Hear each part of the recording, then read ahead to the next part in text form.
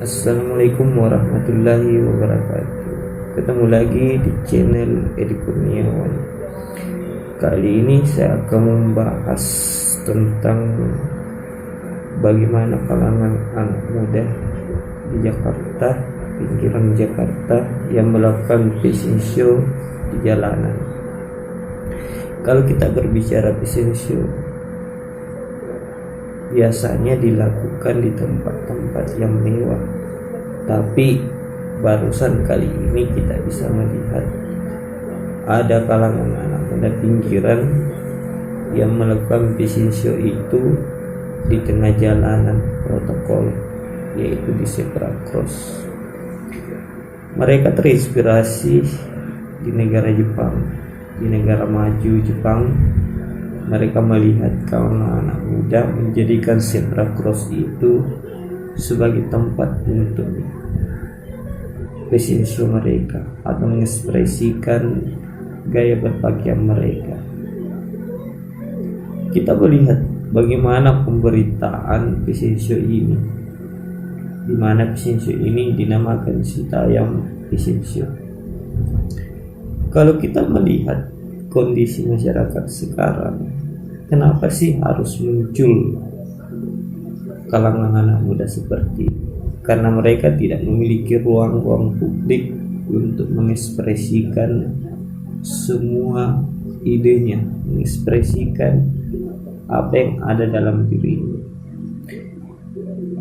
Dengan adanya zebra cross ini, mereka berharap bisa mengekspresikan diri mereka sendiri dengan terinspirasi yang ada di Jepang itu sendiri.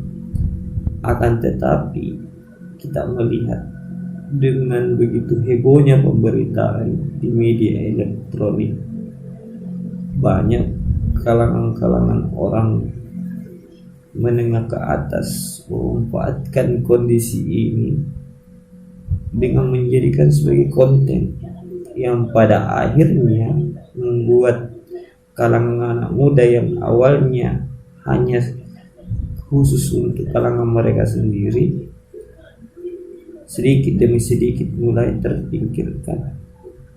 Yang hanya bertahan yang betul-betul dari awal yang menjadikan atau mempopulerkan Citayam Fashion Week ini. Ya, kalau kita sebut artis dadakan, ya seperti itu. Nah, sehingga kita bisa lihat banyak pesohor-pesohor atau kalangan publik itu memanfaatkan ketenaran Citayam Fashion Week ini, ya, untuk demi kepentingan mereka sendiri.